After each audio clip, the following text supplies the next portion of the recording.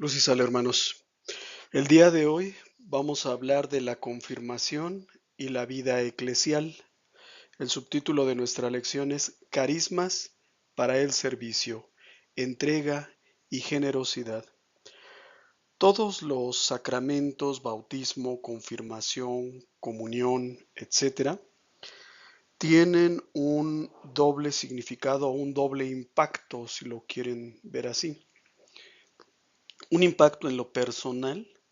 Es decir, esos dones y esos carismas del Espíritu Santo sirven para la santificación de la persona, pero también tienen un impacto en la vida eclesial. Por ejemplo, decíamos que cuando una persona se reconcilia con Dios, pues la iglesia crece en santificación.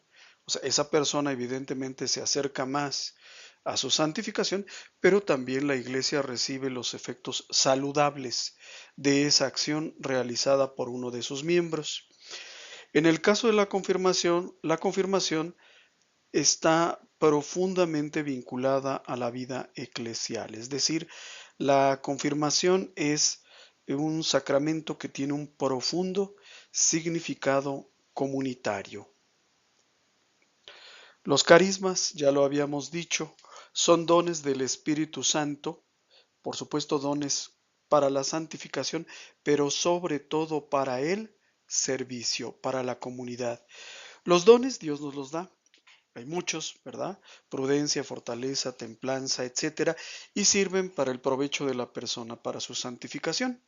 Los carismas son también dones del Espíritu Santo, pero estos son dones para el servicio. En otras palabras, el que los recibe no los recibe para sí mismo, sino para entregarlos. El sentido del carisma es darlo, no aprovecharlo yo, sino darlo.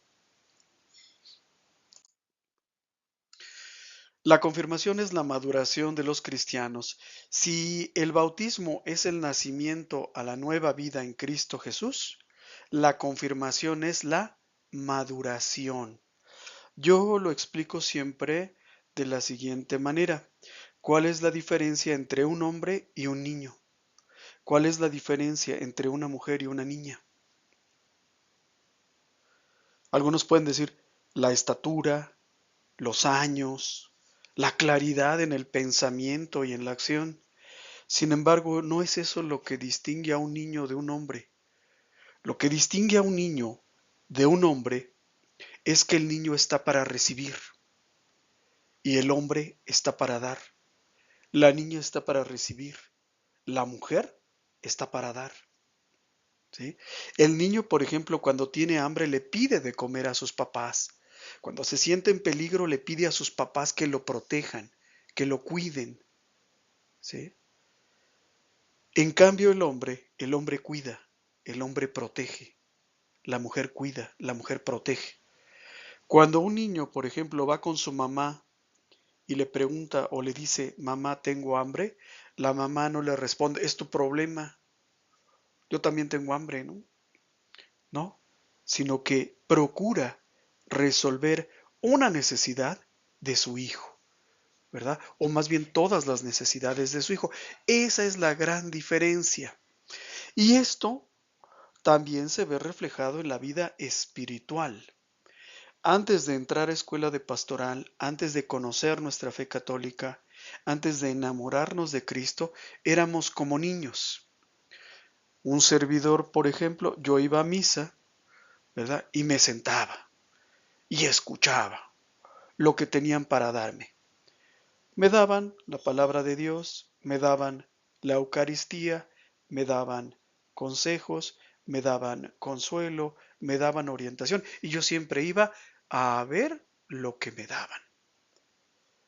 Bueno, pues la confirmación, la maduración espiritual, la madurez espiritual es cuando yo no voy a que me den, sino a dar, a aportar, ¿sí? A ver qué puedo darles yo de lo que tengo a ustedes. Entonces, esa es la gran diferencia. Por eso se dice que si el bautismo es un sacramento de niños, la confirmación es un sacramento de adultos. Esto no está ni en la Biblia ni en el Catecismo de la Iglesia Católica, pero es un símil, ¿no? Porque el niño está para recibir, el adulto está para dar. El sacramento de la confirmación da a la Iglesia la robustez, la fortaleza que se necesita para cumplir su finalidad de implantar y hacer crecer el reino de Dios. Es decir, da a la Iglesia un ejército de hombres y mujeres dispuestos a dar razón de su fe, dispuestos a ayudar para que la fe católica se extienda por el mundo, dispuestos a cooperar con la salvación de otros hermanos. Y eso es un fruto del sacramento de la confirmación. Entonces, ¿cuándo decimos que estamos hablando de un cristiano maduro? Pues cuando ese cristiano ayuda a extender el reino de Dios, ayuda a que otros comprendan la palabra de Dios, que otros conozcan y amen a la Iglesia Católica. En ese momento estamos hablando de un cristiano maduro. En alguna ocasión, el padre Flaviano Amatuli comparaba al cristiano maduro con un guerrero, ¿verdad? En una mano la, el escudo para defender y en la otra mano la espada para atacar. Defender la fe y extender la fe. Eso es un cristiano maduro. ¿Sí? La espada para conquistar y el escudo para defender. Entonces, la confirmación, digo, todos los sacramentos tienen una significación comunitaria. Por ejemplo, el que se casa, pues no se casa para sí mismo, ¿verdad? O para ser feliz él, sino para hacer feliz a su esposa. Todos los sacramentos tienen un significado comunitario, pero la confirmación es altamente comunitaria. ¿Por qué? Porque el sacramento de la confirmación nos da los dones para que podamos cumplir dentro de la iglesia la función comunitaria que nos corresponde. Ojo, ¿son dones para santificación? Sí, pero también son para servir. Si un hermano, por ejemplo, tiene el don del canto, el carisma del canto, el otro tiene el carisma de la oración, el otro tiene el carisma de la reflexión, el otro tiene el carisma de la generosidad, el otro tiene el carisma de saber explicar la palabra de Dios. No la tiene para sí, la tiene para compartirla. Si yo, por ejemplo, conozco mucho de la Sagrada Escritura, pero no quiero compartir con los otros lo que yo he aprendido, pues ese carisma se podría decir que es un carisma inútil, se pierde, ¿verdad? Se pierde, porque si eres muy buen maestro, pero nunca das clases de nada, pues entonces se pierde, no tiene ningún sentido. Es como un buen médico que no cura a nadie, o sea, pues ¿cuál es el sentido, no? Entonces, la confirmación es altamente comunitaria. A estos dones del Espíritu Santo que sirven para cumplir nuestra función comunitaria dentro de la iglesia se les llama carismas y tienen ante todo un sentido eclesial de servicio a la comunidad. Como les decía yo hace un momento, ¿son para santificación? Sí, pero son sobre todo para el servicio.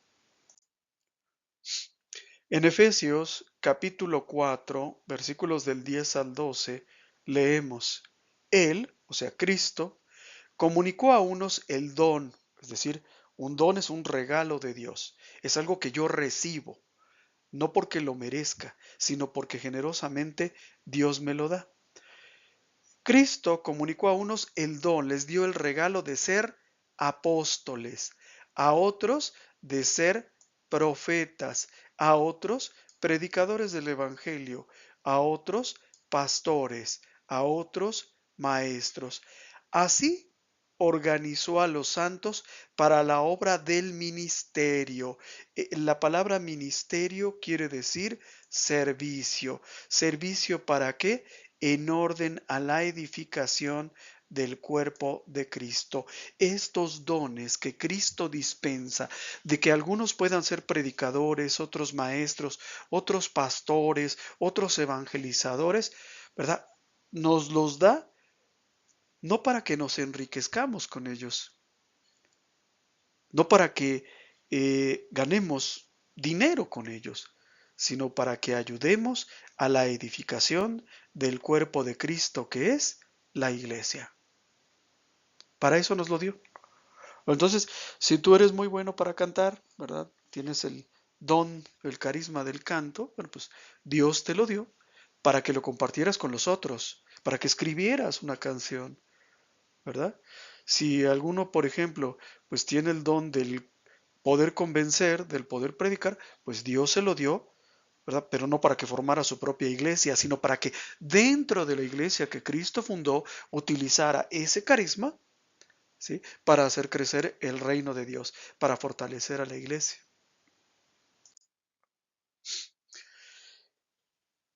Diversidad en la unidad. Son muchos los carismas, son muchos los dones, ¿sí? Pero todos ellos convergen en la unidad de la iglesia. Son diferentes precisamente para fortalecer la unidad de la iglesia. No es que estos dones que son diferentes, de que unos son sacerdotes, los otros son evangelizadores, los otros laicos consagrados, esto no es para la desunión, es para la unidad de la iglesia. San Pablo en su primera carta a los Corintios lo explica de la siguiente manera, dice, ciertamente, esto lo hemos visto todos, hay diversidad de dones, ¿verdad? Hay muchos. Bueno, ustedes que me están escuchando, no los conozco, pero estoy seguro que ustedes también tienen dones. Pero todos estos dones, dice San Pablo, proceden del mismo Espíritu, es decir, tienen al Espíritu Santo como autor. A ti, a mí, a él, a ella, a todos, los dones que tenemos nos los dio el Espíritu Santo. No son una conquista del intelecto humano, no son el resultado del ejercicio de las virtudes, sino que el Espíritu Santo nos los dio. Hay diversidad de ministerios, hay diversidad de servicios, hay diversidad de formas como se manifiestan estos dones y carismas del Espíritu Santo, pero hay un solo Señor. ¿Y quién es ese Señor? Cristo. ¿Y cuántas cabezas tiene Cristo? Una. ¿Y cuántas iglesias tiene Cristo? Una. No tiene muchas, no es una sola cabeza con muchos cuerpos, como se lo imaginan algunos. O no es un solo cuerpo con muchas cabezas, como se lo imaginan otros. No, una sola cabeza y un solo cuerpo. Cristo es la cabeza de la iglesia es el cuerpo de Cristo. Ni la cabeza existe sin el cuerpo, ni el cuerpo existe sin la cabeza. Hay diversidad de actividades, diversidad de ministerios, ¿verdad? Diversidad de formas como se manifiestan esos dones, pero es el mismo Dios el que realiza todo en todos. Es decir, el mismo Dios que le dio a uno el ser sacerdote, el que le dio a otro el ser evangelizador, el que le dio a otro el ser maestro, ese mismo Dios es el único para todos, ¿sí? Y Él es el que lo hace. No lo hago yo, no lo haces tú. No es que tú seas un buen cantante o un buen compositor de música y que yo sea, digo, no es el caso, pero que yo sea, por ejemplo, un buen maestro, ¿no? O sea, no es eso, es que el Espíritu Santo te dio a ti el cantar y a mí el enseñar. El Espíritu, está hablando del Espíritu Santo, da a uno la sabiduría para hablar, a otro la ciencia para enseñar, según el mismo Espíritu Santo. A otro, la fe, también es el mismo Espíritu Santo. A otro se le da el don de curar, siempre en ese único Espíritu Santo. A aquel el don de hacer milagros. A uno el don de profecía, de ser profetas, de predicar. A otro el don de juzgar sobre el valor de los dones del Espíritu Santo. Y a este el don de lenguas y a aquel el don de interpretarlas. Pero en todo esto, dice San Pablo, es el mismo y único Espíritu que actúa distribuyendo sus dones a cada uno en particular como quiere. El Espíritu Santo es, al final de cuentas, el verdadero autor y el verdadero propietario de los dones. Y cuando un sacerdote da una homilía, el Espíritu Santo está hablando a través de él. Y cuando yo les digo algo que es verdadero, el Espíritu Santo está hablando a través de mí.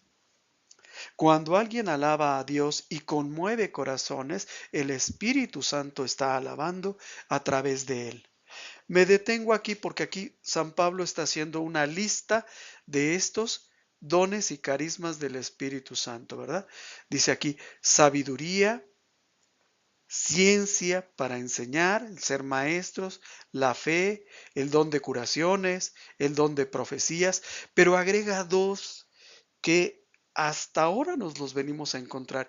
Uno es el don de juzgar sobre el valor de los dones del Espíritu, es decir, el don de poder descubrir los dones que tienen los demás, el discernimiento de poder distinguir cuándo estamos verdaderamente frente a un don del Espíritu Santo, a un carisma, y cuándo estamos frente a la soberbia, frente al fantochismo, frente al espectáculo. Y sí, la verdad sí. No todos los dones del Espíritu Santo, o no todo lo que parece don del Espíritu Santo muchas veces lo es. ¿Sí? Ejemplo, miren, allá por el siglo, ay, no me hagan caso, fue en el primer milenio del cristianismo, ¿verdad? Ahorita les digo bien exactamente. Hacia el siglo X de nuestra era, hubo un hombre que se llamó Pedro Baldo. Él creó una secta que todavía existe hasta el día de hoy, que se llamaron los valdenses. Son los primeros protestantes modernos. Estamos hablando del siglo XI. Se le adelantó casi unos 4 o 5 siglos al propio Lutero. Pedro Baldo, y aquí me van a ustedes a entender lo que es el discernimiento del Espíritu Santo. Pedro Baldo hacía un razonamiento. Él decía, todos somos bautizados, ¿cierto o falso? ¿Cierto? Todos los bautizados hemos recibido al Espíritu Santo, ¿cierto o falso? ¿Cierto? Entonces decía Pedro Baldo, entonces todos podemos leer la Sagrada Escritura e interpretarla correctamente en ausencia de error. Y esa interpretación, la mía, es tan válida como la interpretación del obispo, como la interpretación del sacerdote, como la interpretación del papa. ¿Por qué? Porque yo, al igual que el papa, al igual que el obispo, al igual que el sacerdote, también soy bautizado. También tengo los dones del Espíritu Santo, recibí el entendimiento. ¿Sí? Y entonces aquí surgió uno de los principios del protestantismo, que es la libre interpretación de la Sagrada Escritura. ¿Qué significa la libre interpretación de la Sagrada Escritura? Que cada quien puede interpretar la Biblia como se le pegue su regalada gana y que cada interpretación es verdadera y válida para la persona que la tiene. Por eso surgen tantas personas como sectas, ¿sí? Como yo tengo una interpretación distinta, cada protestante cree que el otro está traicionando al mensaje de Jesús o que no está interpretando adecuadamente la Sagrada Escritura. Por eso, después de Lutero surge una iglesia, otra iglesia, hasta llegar a nuestros días, en donde tenemos más de 30,000 sectas. Todas se dicen cristianas, todas se dicen ser la verdadera iglesia de Cristo, pero cada una tiene su propia interpretación. En algunas cosas están de acuerdo y en otras cosas no están de acuerdo. Han hecho miles de reuniones y el único acuerdo al que se han podido llegar es que no están de acuerdo. Ese es el único acuerdo al que han podido llegar. Entonces, aguas, porque cuando tú dices, híjole, pues se oye bien, ¿no? Todos recibimos el Espíritu Santo, pues sí, pero no todos estamos igualmente capacitados para entender y para enseñar, porque el Espíritu Santo no le da sus dones a todos. Decía un amigo hace muchos años, ¿no? Un político con el que trabajé decía, no se pueden tener todas las glorias, ¿no? No puedo tener yo el don de comprender la Sagrada Escritura, el don de enseñarlo, el don de esto, el don del otro. No puedes tenerlo todo. Y ese era el problema con Pedro Baldo. Entonces, hay muchos falsos carismas, ¿sí? Hay muchos falsos carismas, como que yo puedo interpretar adecuadamente, ¿no? Y si el Papa, la tradición de la Iglesia, el magisterio de la Iglesia llega a una conclusión diferente a la que yo llegué, pues ellos están equivocados porque a mí verdaderamente el Espíritu Santo me ilumina. Entonces, aguas, esto de juzgar sobre el valor de los dones del Espíritu Santo, lo que se le llama el discernimiento de espíritus, es muy importante. Y otra cosa sobre la que también me quiero detener es el famoso don de lenguas, porque el pentecostalismo moderno ha hecho una caricatura del don de lenguas. Entonces, yo les voy a hablar el idioma del cielo, el idioma de los ángeles. Y guasha guasha, bushu, guashashon, chachachon, chachacham, shun, telefunken, Volkswagen. ¿No me entienden? Pues no, ¿verdad? Nos da hasta risa. Ah, pero es que ustedes no conocen el idioma de los ángeles. Yo tengo don de lenguas. Entonces llega alguien, nos dice un puñado de sandeces y todos dicen, oh, pero qué bonito habló el don de lenguas. Pues no es cierto, no es cierto, hermanitos. El don de lenguas, el verdadero don de lenguas, es el don de aprender e interpretar las lenguas sin haber estudiado previamente ese idioma. Cuando viene el Espíritu Santo en Pentecostés sobre los apóstoles, dice la Sagrada Escritura, que todos los apóstoles se pusieron a hablar en diferentes idiomas, pero que los que estaban allí, que eran judíos venidos de todos los rincones del mundo entonces conocidos, de España, de Grecia, de Libia, etcétera, los entendían y eso era lo maravilloso. O sea, tú, un pescador, un campesino, sin instrucción, estás hablando mi idioma, estás hablando alemán, estás hablando inglés, estás hablando portugués, estás hablando chino, y yo te entiendo. Y eso es maravilloso. No es de que yo digo guasha, guasha, guasha, guasha, guasha, guasha, y ustedes me dicen, bueno, ¿y qué dijiste, hermano? Yo les digo, pues ustedes no me entienden porque no hablan el idioma de Dios. ¿Sí me entiendes? Aguas, porque también hay una corriente muy fuerte dentro del catolicismo que enseña y cree esto. Entonces yo digo,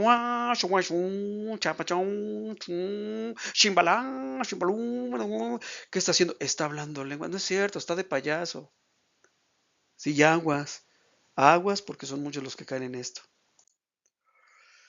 Primera de Corintios capítulo 12, versículos del 27 al 31, San Pablo dice, ustedes son el cuerpo de Cristo, o sea, la iglesia, y cada uno en particular, miembros de ese cuerpo. Es decir, cada uno de ustedes es un ladrillo de ese edificio que es la iglesia.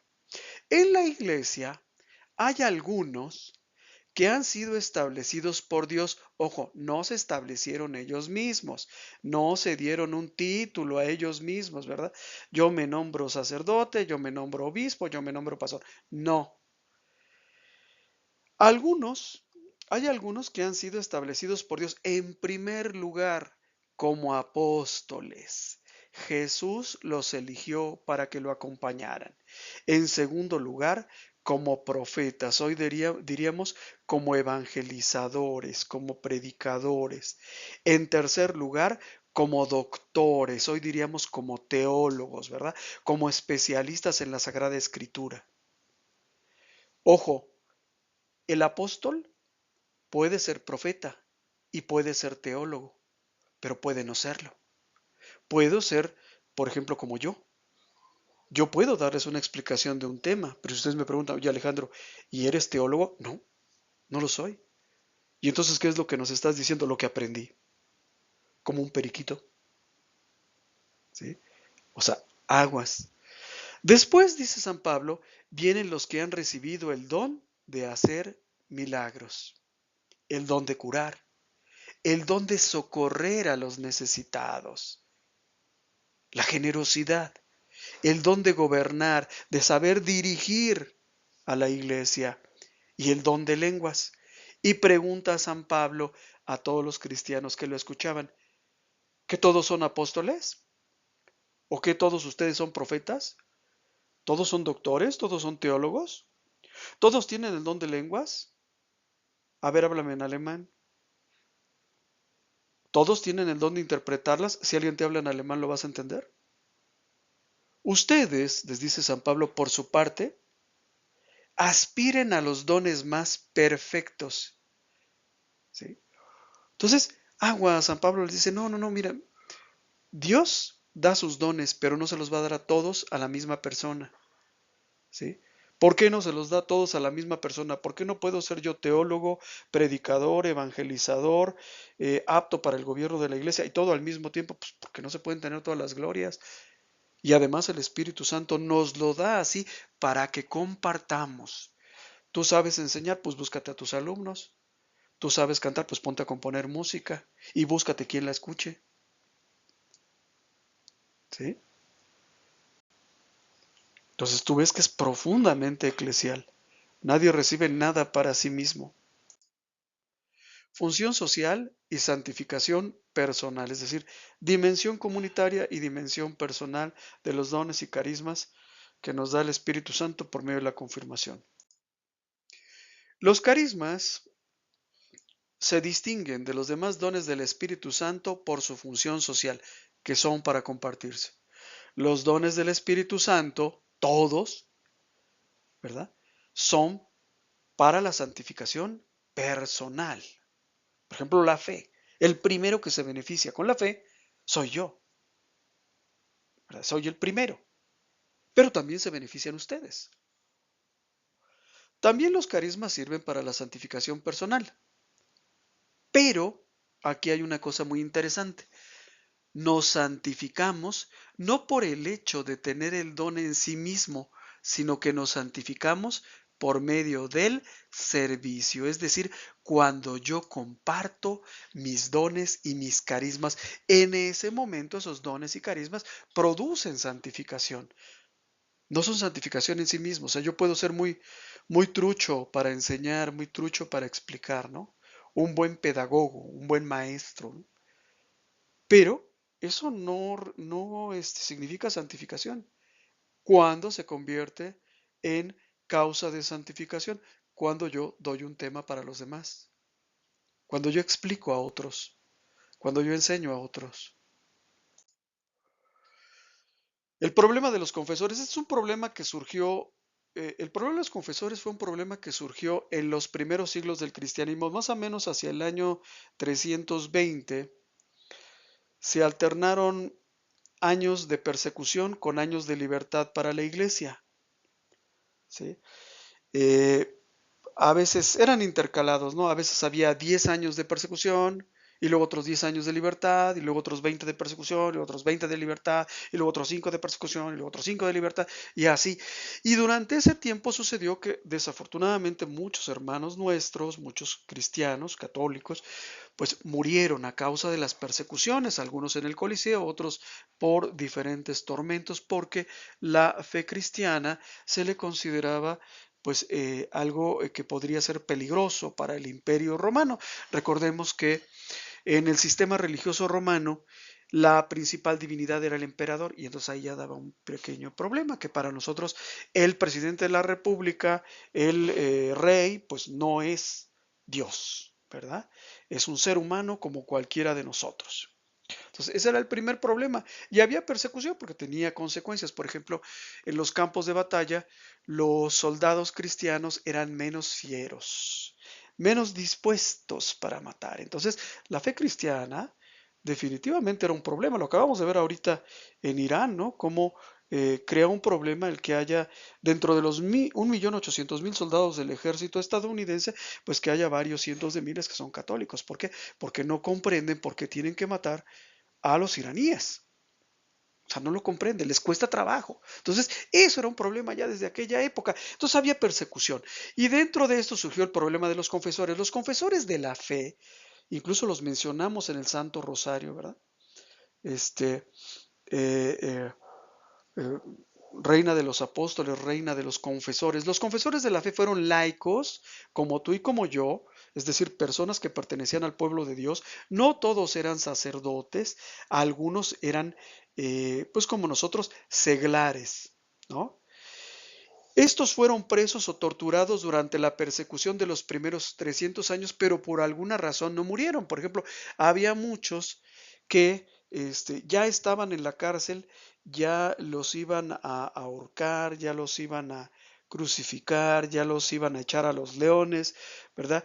Ya les iban pues a ejecutar, pero llegaba un edicto de un nuevo emperador o de un nuevo gobernante y cambiaba la sentencia. Y entonces por alguna razón no morían, ¿verdad? Esto les daba un cierto prestigio y un papel dirigente dentro de la iglesia. Ahí va el hermano Alejandro, ¿verdad? El que estuvo preso en las Islas Marías y justo un día antes de que lo fusilaran, ¿verdad? Pues llegó una orden de no sé dónde para que no lo hicieran. Entonces gozaban de un cierto prestigio, un papel preponderante. Este papel preponderante de estos seglares, que no eran ni sacerdotes ni obispos, ¿verdad? Llegó a convertirse en un problema. ¿Por qué? Porque su prestigio era tanto de haber estado dispuestos a morir por Cristo, que algunos entraron en conflicto con sus sacerdotes. Entonces, el prestigio del que disfrutaban, el poder que tenían dentro de la iglesia, pues a veces podía llegar a competir con el del obispo. Entonces, imagínense, por ejemplo, si yo sobreviví a una persecución y estuve preso 5 años por el nombre de Cristo, pues llegaba un punto en que el obispo decía una cosa y yo lo contradecía. ¿Sí? Era simple rebeldía, pero para muchos les parecía que se trataba de un conflicto de carismas. Por eso les decía yo, ojo, discernimiento de espíritus. Es lo que nos hace falta, porque no todo lo que parece carisma es carisma. ¿Sí? No todo lo que parece carisma. Y si no, vayan y vean a Pedro Baldo. Él pensó que todos teníamos el don de poder interpretar correctamente y en ausencia de error la Sagrada Escritura. No hacía falta el magisterio de la iglesia y por último tampoco hacía falta la iglesia. Tú solo en tu casa puedes leer tu Biblia y lo que tú interpretes, esa es la verdad, lo que Dios quiere decirte a ti. Se oye bonito, parece inteligente, pero el resultado lo estamos viendo, ¿verdad? Lo estamos viendo en las miles y miles de sectas que se multiplican todos los días. Entonces, aguas, discernimiento de espíritu. ¿Sabes cantar? Bueno, pues ve con tu párroco y pregúntale si puedes formar un grupo musical. ¿Sí? ¿Sabes componer canciones? Bueno, pues pregúntale a tu párroco, pregúntale a un sacerdote si ese poema, si ese canto que tú hiciste es conforme a la sana doctrina. En el momento que digo esto, me estoy acordando de un grupo puertorriqueño que ahora canta música católica. Ellos se pusieron a estudiar teología, ¿eh? Ellos no asumieron que eran teólogos de entrada, sino que se pusieron para no hacer canciones que fueran contrarias a la fe católica o al magisterio de la iglesia, se pusieron a estudiar, ¿sí? Se pusieron a estudiar. Son by Four se llama. Creo que antes cantaban reggae o algo así, una onda así guapachosona. Son by Four. Son by Four, una cosa así. Perdón por la pronunciación. Pero ellos se pusieron a estudiar teología. O sea, ellos no asumieron, como dicen muchos católicos, ¿no? Da lo mismo escuchar música católica que música protestante porque todas hablan de Dios. No, ellos no asumieron eso. Ellos dijeron, vamos a estudiar para no decir sandeces, para no decir bobadas. ¿Sí? Lo cual, la verdad, es admirable. ¿Sí? Es admirable. Carismas y jerarquía. ¿Qué relación hay entre esos dones y carismas que el Espíritu Santo dispensa entre todos los laicos, es decir, entre todo el pueblo de Dios y la jerarquía de la iglesia y nuestros obispos, nuestros sacerdotes y el Papa? ¿Qué relación hay? En la historia de la iglesia, frecuentemente se han presentado los carismas, supuestos o verdaderos, como rivales o aún como adversarios de la jerarquía. Es un error, pero sí ha sucedido, como les decía yo cuando les hablaba del problema de los confesores. O sea, yo tengo el carisma de la valentía de defender la fe y tú eres un obispo recién consagrado, yo soy más chipocludo que tú, ¿sí? Entonces, muchos a lo largo de la historia han querido ver una oposición entre carismas y jerarquía. Tú eres obispo, pero yo, pues soy un cantor católico muy famoso que tengo 50 millones de seguidores en las redes sociales y tú no tienes ni 1000. Y muchos lo han querido ver así. Cuando les digo esto, me acuerdo mucho de un caso muy triste que se presentó hace unos años en una comunidad cristiana. Había un grupito, bueno, había un hombre, para ser sinceros, ¿no? Había un hombre, un señor, tenía su esposa, tenía sus hijos, y era el que, pues, dirigía el grupo coral de la iglesia. Cuando yo me di cuenta ya había pasado todo esto, ¿verdad? Pero este hombre tuvo un problema, tuvo una tentación y se enamoró de otra mujer e incurrió en adulterio, incurrió en infidelidad. Su pastor, su sacerdote, ¿verdad? Al enterarse de esto, pues le llama la atención. Y el otro dice, pues tú serás muy eh, pastor, pero yo soy el que canta las más bonitas canciones y si no fuera por mí no habría nadie en tu culto, ¿verdad? En tu celebración religiosa.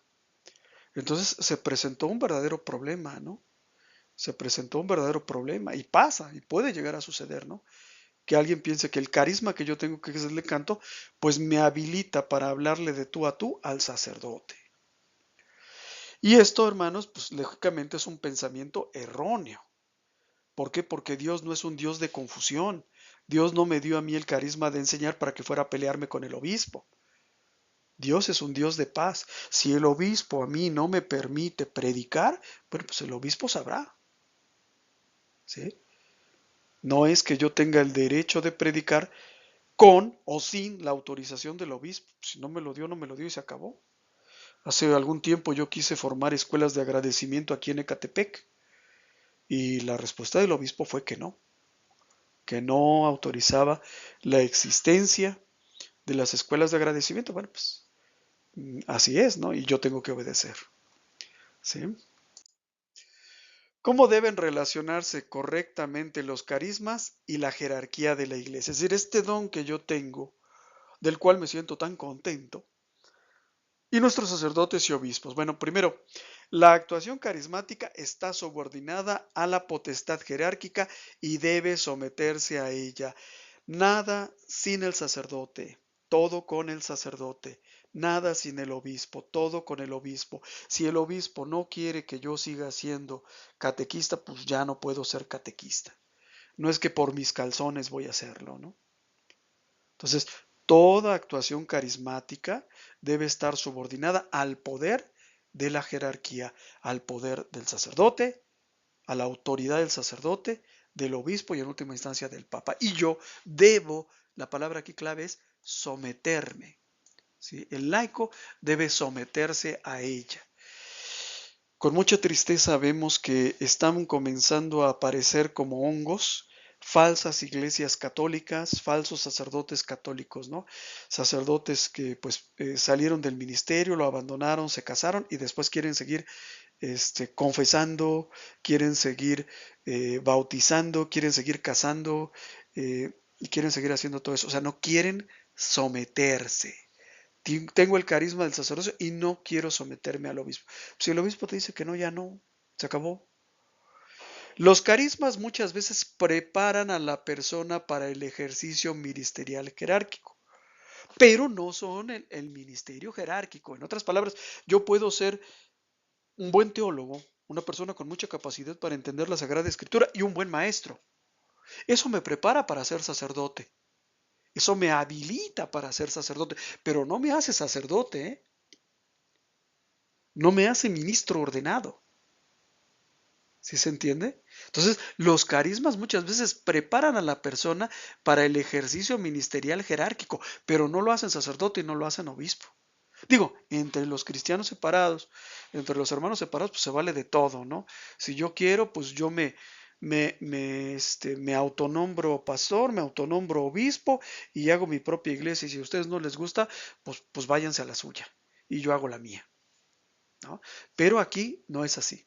O sea, tú puedes ser el mejor en el canto, tú puedes ser el mejor en la predicación, pero eso no te pone al nivel del obispo.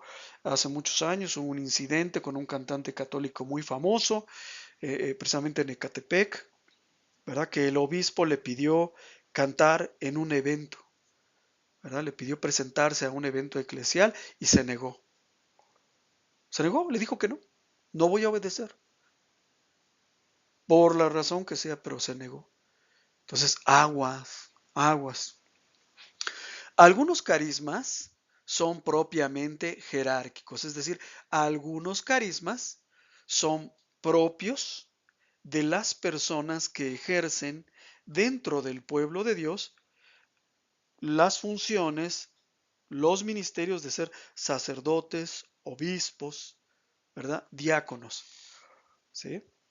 Por ejemplo, la infalibilidad pontificia, cuando el Papa habla en materia de fe, de doctrina y de costumbres, el Papa es infalible. Lo mismo que los concilios, ¿sí? Esto no quiere decir, como a veces se burlan los protestantes, ¿no? Esto no quiere decir que el Papa nunca se llegue a equivocar y nunca se ponga un calcetín azul y otro negro, pues a todos nos ha pasado, ¿no?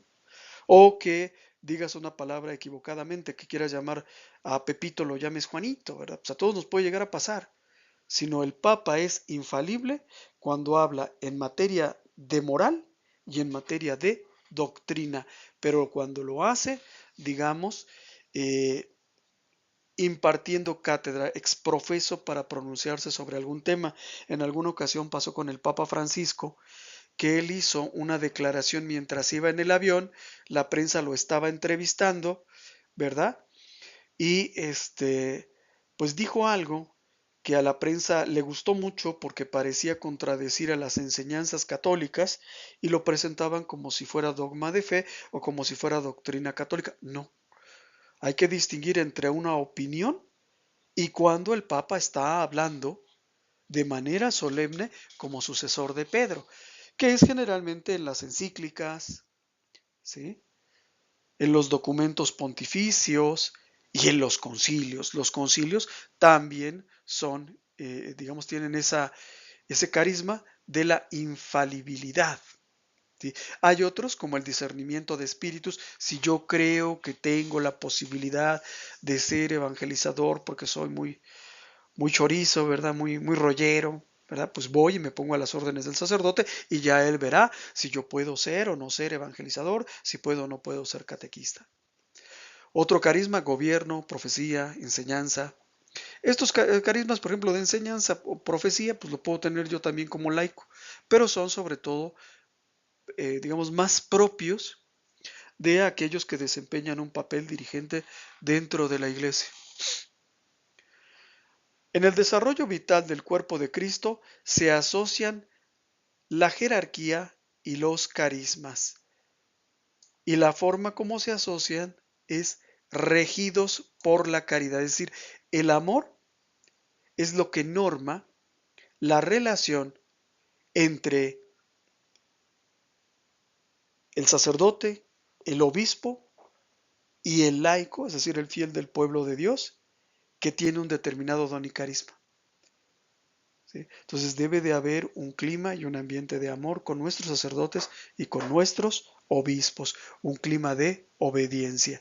Si yo llego con el obispo, con el sacerdote y les digo, oye, fíjese que yo terminé escuela de pastoral ya hace muchos años, he leído la Biblia tantas veces, creo que soy el más calificado para ser catequista y él llega a la conclusión de que no, ¿verdad? Pues con amor él me lo tiene que decir y con amor yo tengo que ser obediente. Entonces, eh, esta relación entre la jerarquía de la iglesia y los carismas pasa por la caridad, tanto de unos como de otros. Y aquí está lo que yo les mencionaba de Pedro Baldo, ¿verdad? En el siglo XII, perdón, dije yo 11, ¿verdad? Pero es en el siglo XII ya aquí. Pedro Baldo sostenía correctamente que todos recibimos el Espíritu Santo por el bautismo. El Espíritu Santo nos ayuda a interpretar correctamente la Sagrada Escritura. Eso era lo que decía Pedro Baldo. Pero sostenía incorrectamente que todas las interpretaciones de la Sagrada Escritura eran igualmente verdaderas. Es decir, la interpretación que yo tengo la primera vez que leo la Sagrada Escritura es tan verdadera y tan válida como la del obispo, como la del papa que han leído docenas de veces la Sagrada Escritura. Es la misma, que tomaron cursos de teología, que tomaron cursos de historia de la iglesia, de historia de la salvación, que tomaron cursos de mariología, de soteriología. Tan válida es la opinión de ellos que sí estudiaron como la mía, que no estudiamos. Aquí ves, por ejemplo, mucho de lo que es el moderno protestantismo. Cualquiera puede ser pastor. No tiene cultura, no tiene conocimiento, no importa. Enseñaba una interpretación subjetiva de la Sagrada Escritura. El subjetivismo consiste en que la verdad es verdad para mí. Si yo leo un pasaje de la Sagrada Escritura, el rey David tuvo 300 esposas y 700 concubinas. Si yo leyendo este pasaje bíblico llego a la conclusión de que hay que practicar la poligamia, bueno, pues para Pedro Baldo, eso es lo que el Espíritu Santo te quiere enseñar a ti. Esa es la verdad que el Espíritu Santo te está comunicando. Para él, para Pedro Baldo, como para los protestantes actuales, no era tan importante lo que el texto decía, sino lo que me dice a mí. ¿Sí? Por eso hay miles de iglesias. La jerarquía de su tiempo le prohibió a él y a todos los laicos y letrados, a todos los seglares, a todos los campesinos, a todos los comerciantes que lo siguieron, enseñar su propia interpretación de la Sagrada Escritura. Es decir, puedes reunirte en tu casa a leer la Biblia. Puedes incluso tener tu propia interpretación equivocada de la Sagrada Escritura, pero lo que no es válido es enseñar a otros tus propias ideas como palabra de Dios. Vuelvo al ejemplo del rey David que tenía 300 esposas y 700 concubinas. Si yo llego a la conclusión de que entonces se vale practicar la poligamia, bueno, pues yo estoy loco y ustedes me conocen que estoy loco, ¿no? Pero de eso a que yo salga a la calle y les diga, la iglesia nos ha mentido, nos ha mentido. Miren, el padre Abraham practicaba la poligamia, Isaac, Jacob, el rey David, el rey Saúl, todos practicaban la poligamia. La iglesia nos ha mentido con ese rollo de la Sagrada Familia. Yo les voy a enseñar la verdadera interpretación de la Sagrada Escritura. Aquí era donde estaba el problema. Entonces, la iglesia no le prohibió leer la Biblia. Mentira que la iglesia nos prohíbe leer la Biblia. Incluso, aunque no es debido, tampoco le prohibió tener su propia idea respecto al texto sagrado. Interprétalo como quieras. Pero de eso a ponerte a enseñarle a otros tus ideas como palabra de Dios, ahí no está permitido.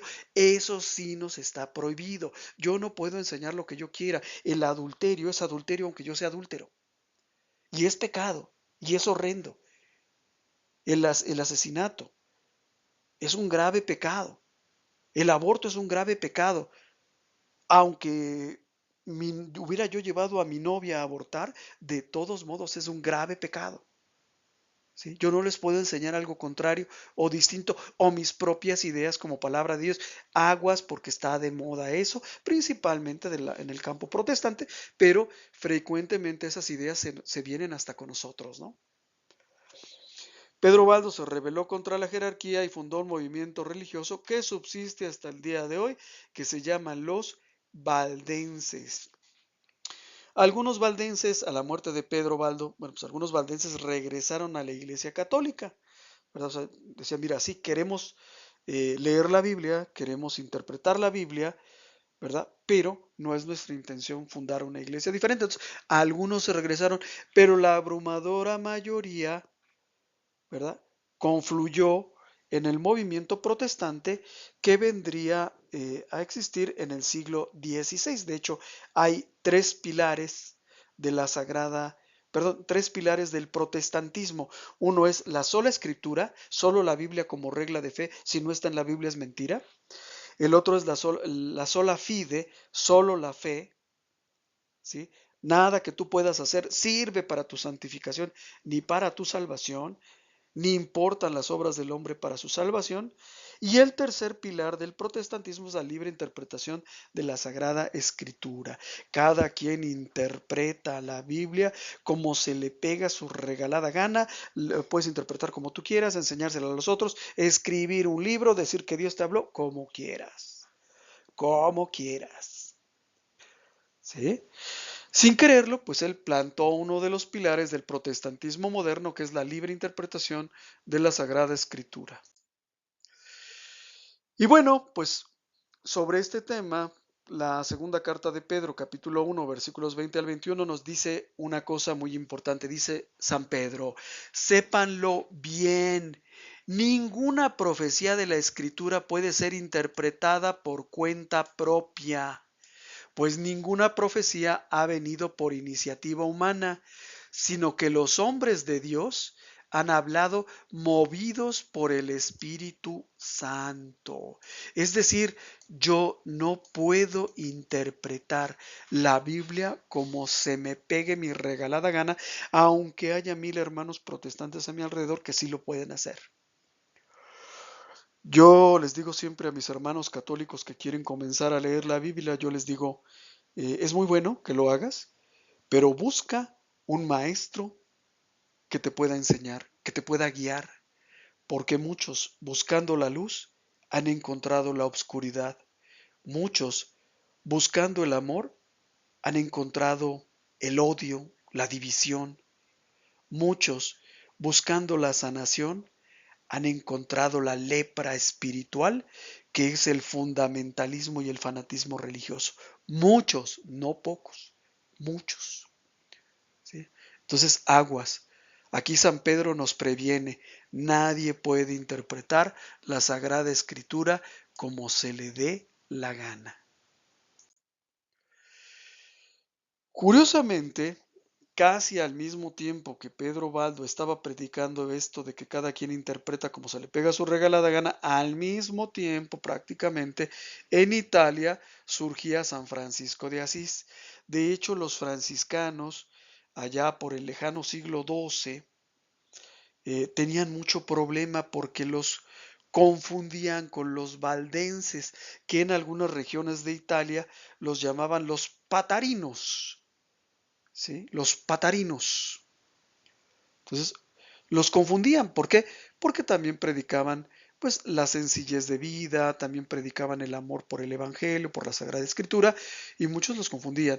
San Francisco de Asís, su fama de santidad seguramente superaba la del Papa, pero nunca pretendió rivalizar con él o pasar por alto a su autoridad. Es decir, en vida San Francisco de Asís llegó a ser consejero de muchos papas, como muchos santos, como Santa Catalina de Siena, por ejemplo, pero ninguno de ellos pretendió ser o igual o mejor que el Papa. Como muchos católicos de su época, como Pedro Baldo en su tiempo, también San Francisco de Asís quería renovar la iglesia, pero no desde afuera, como Pedro Baldo y después Lutero y los protestantes, ¿sí? Sino desde dentro. O sea, no me voy a santificar saliéndome de la iglesia, sino con ustedes, enseñándoles una nueva forma de pensar y una nueva forma de vivir. Relaciones trinitarias de los carismas. Todas las obras externas de la Santísima Trinidad o de la divinidad son comunes a las tres divinas personas. Esto lo decíamos en algún momento, ¿no? Nosotros estamos acostumbrados a atribuirle a Dios Padre la creación, a Cristo la redención y al Espíritu Santo nuestra santificación. Pero ojo, hay que tener en claro esto. Es una forma de hablar que podría ser correcta en un determinado contexto, pero en última instancia, todas las obras de Dios, todas son comunes a las tres divinas personas. Es decir, que para nuestra santificación coopera Dios Padre, Dios Hijo y Dios Espíritu Santo. Que en la creación cooperan el Padre, el Hijo y el Espíritu Santo. Que en nuestra redención cooperan el Padre, el Hijo y el Espíritu Santo. Aunque nosotros, digamos en el lenguaje corriente, a Cristo le atribuimos los ministerios, los servicios, porque fue Cristo quien, por medio de su ejemplo, que fue el lavatorio de pies, por ejemplo, nos enseñó a servir. Al Espíritu Santo, bueno, pues, le atribuimos los carismas y las operaciones, es decir, la creación, la divina providencia, pues, se la atribuimos al Padre. ¿Por qué? Porque Él es el principio del ser, del poder y toda actividad para nosotros. Pero en la práctica, estos tres, Padre, Hijo y Espíritu Santo, cooperan en la divina providencia, cooperan en la creación, cooperan en la redención, cooperan en la iglesia. No hay oposición. La fuerza dinámica del Espíritu Santo dentro del cuerpo místico de Cristo como efecto de la confirmación. San Pablo nos instruye para obrar según el Espíritu Santo.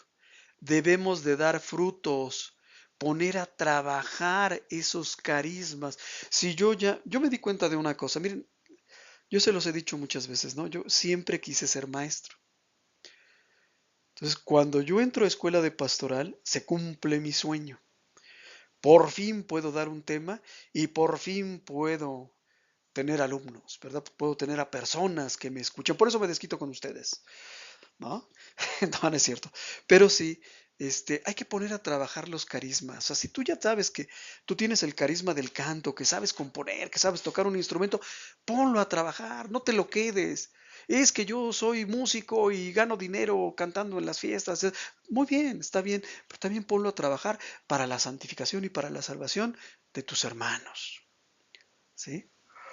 Hay dos principios que operan dentro del cuerpo místico de Cristo como signos vitales, como signos de vida, de vitalidad. ¿Quién opera? El Espíritu Santo. El Espíritu Santo es el que nos da a unos y a otros los dones y carismas. ¿Y qué opera? El amor. El Espíritu Santo opera por medio del amor. Sin amor, ese carisma que yo tengo se vuelve contra mí. Y entonces comienzo a enseñar barbaridades. Comienzo a enseñar herejías, cuando no mentiras, ¿verdad? Digo, entre los hermanos separados no hay ningún problema, pero entre nosotros católicos es grave. ¿Sí? Que yo quiera predicarme a mí mismo es grave. ¿Sí? Entonces, opera por medio del amor. Con amor, yo voy a ir con mi sacerdote, con mi obispo, a ponerme a sus órdenes. Y con amor, si él me dice que no puedo ser sacerdote, si él me dice que no soy apto para ser catequista, lo tengo que aceptar. Esta palabra, la palabra amor, es una palabra muy devaluada, por eso cuesta mucho trabajo entender el amor de Dios y el amor de Cristo, porque usamos y abusamos de la palabra amor. El amor para los paganos, el amor es un sentimiento, es atracción sexual, es una costumbre, es un estado alterado de la conciencia, pero es esencialmente sexualidad. ¿Sí? Sin embargo, para Cristo y en el lenguaje cristiano, el servicio es la manifestación concreta del amor. Yo te demuestro que te amo, pero no por decir que te amo, no por traerte un regalito, por darte un besito, un abracito. Eso no es una manifestación de amor. Yo manifiesto mi amor cuando sirvo, cuando tú como ama de casa preparas la comida de tu familia, cuando tú como esposo sales a trabajar todos los días para ganar el pan de tu familia. ¿Sí? Cuando tú lo que sabes lo compartes con otros. Cuando tú ese don que Dios te dio del canto lo compartes con otros. Cuando tú te das cuenta de que tú eres bueno para explicar y te pones a las órdenes del sacerdote o te metes a un grupo de evangelización y pones tus carismas a trabajar. ¿Sí? El servicio es la manifestación concreta del amor. Que el decir te quiero mucho, hermanito, hermanita, bueno, pues no tiene nada de malo, pero no ese es el amor, ¿eh? El amor es cuando yo presto un servicio, cuando yo me doy, cuando yo comparto contigo mis dones y mis carismas. Reflexiones personales. Estos favores divinos, estos dones y carismas que el Espíritu Santo me ha dado, ¿son hoy eficaces en mí? ¿Los pongo a trabajar o me los guardo? He identificado ya los carismas recibidos para saber en qué forma puedo ser más eficaz dentro de la vida de la iglesia. Es decir, me he puesto a pensar que hay cosas que yo puedo compartir con mis hermanos y que no necesariamente son cosas materiales, ¿verdad? Mi coche, mi casa, mi refrigerador, no, no, sino cosas que yo tengo y que los puedo compartir con ustedes. Estoy decidido como cristiano adulto a dar de mí en beneficio de la comunidad. ¿O todavía quiero parecer menor de edad para que me sirvan en lugar de servir yo? ¿Cuál es mi actitud que tengo hasta el día de hoy? ¿Estoy esperando a ver qué me van a dar ustedes? ¿Qué me van a enseñar? ¿Qué me van a explicar? ¿O salgo yo también a explicar y a compartir lo que he aprendido? ¿En qué actitud estoy? ¿Del que se sienta para recibir o del que se para servir? ¿Voy cabalgando sobre las espaldas de mis hermanos cuando debiera ayudarles a soportar la carga? O sea, ¿apoyo yo a las misiones? ¿Apoyo a la iglesia? ¿Contribuyo con las necesidades de la iglesia? ¿Verdad? O estoy esperando pues a ver lo que ustedes me dan, ¿no? Que se requiere una cooperación para las misiones, pues a ver ustedes qué hacen. Resolución. Nos ponemos todos de pie y decimos fuerte y claro al mismo tiempo: desde hoy haré buena en mí la confirmación recibida, de manera que, con plenitud de persona, sea yo cristiano adulto. Pues muchas gracias, hermanos, por su atención. Espero que haya sido entendible. Si tienen alguna duda, por favor déjenme su duda en los comentarios. Si es una corrección, también claro que la acepto. No borro las correcciones que me hacen, porque son muy buenas y ayudan a otros hermanos también. Y bueno, pues ojalá les sea de utilidad, que Dios los bendiga y pues cuento con sus oraciones. Cuídense mucho, hasta luego.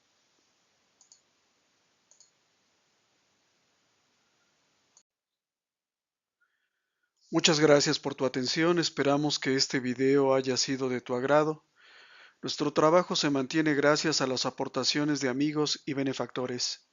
Si nace de tu corazón hacer alguna aportación y tienes posibilidad de hacerlo, aquí te dejo mis datos bancarios. Si no puedes hacer alguna aportación, con una oración es más que suficiente. Que Dios te bendiga y muchas gracias.